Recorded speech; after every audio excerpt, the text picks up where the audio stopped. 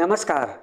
Pakistani media house Dawn News के अनुसार operation Swift retort की 5वीं वर्षगांठ पर पाकिस्तान के सशस्त्र बलों ने पाकिस्तान के लोगों, देश की संप्रभुता और क्षेत्रीय अखंडता के खिलाफ किसी भी आक्रामकता का पूरी ताकत और बिना किसी हिचकिचाहट के साथ जवाब देने की कसम खाई है।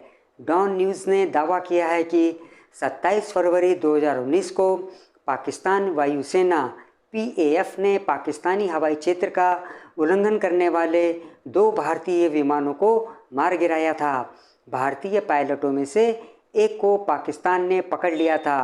पाकिस्तानी सेना के propaganda wing inter services public relations ISPR ने मंगलवार को जारी एक प्रेस विज्ञप्ति में कहा है कि 27 फरवरी 2019 हमारे इतिहास में एक महत्वपूर्ण घटना है जो पाकिस्तान के लोगों के संकल्प और सशस्त्र बलों के प्रोफेशनलिज्म को दिखाता है। लफ्ज़ी में माहिर ISPR का कहना है कि भारत की ओर से प्रदर्शित अनुचित आक्रामकता के पीछे राजनीतिक विचार और चुनावी चिंताएं थीं। केवल यही नहीं, ISPR ने शेखी बघाड़ते हुए कहा कि मीडिया में चल रही खबरों को भारत के पक्ष में दिखाने के लिए की गई जी तोड़ कोशिशों के बावजूद भी उस दुर्भाग्यपूर्ण दिन की घटनाओं ने भारतीय पक्ष पर पाकिस्तान के सशस्त्र बलों की पूर्ण परिचालन बढ़त को प्रदर्शित किया।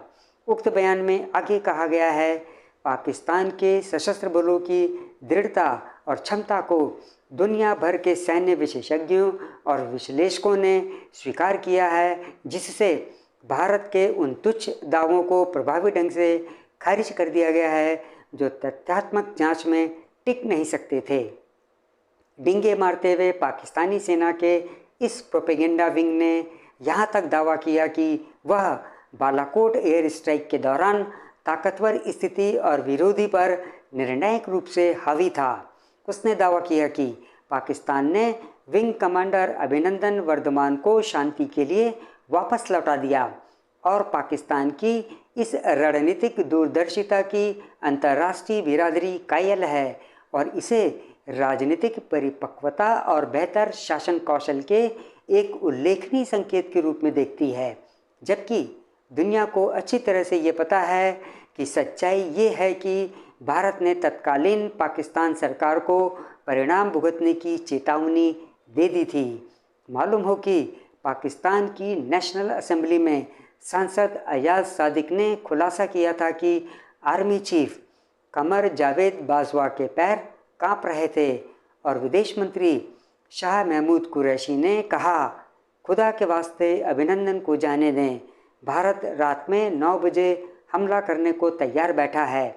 उस दौरान पाकिस्तान में भारत के उच्चायुक्त रहे पूर्व हाई कमिश्नर अजय बिसारिया ने अपनी पुस्तक anger management the trouble diplomatic relations between India and Pakistan में बताया है कि भारत ने पाकिस्तान पर हमले के लिए 9 मिसाइलों को तैनात कर रखा था। डॉन ने लिखा कि 14 फरवरी 2019 को पुलवामा में हुए आत्मघाती हमले के अगले दिन भारतीय प्रधानमंत्री नरेंद्र मोदी ने कहा कि उनका देश पुलवामा हमले का कड़ा जवाब देगा। उन्होंने कहा, लोगों का खून उबल रहा है और आतंकवाद के कृत्य के पीछे की ताकतों को निश्चित रूप से दंडित किया जाएगा।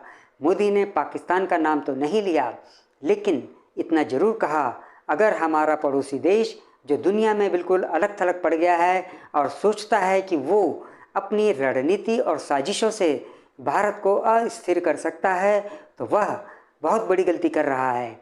और स्थिति तब बेहद तनावपूर्ण हो गई जब इंडियन एयरफोर्स ने मुजफ्फराबाद सेक्टर से घुसपैठ कर नियंत्रण रेखा का उल्लंघन किया।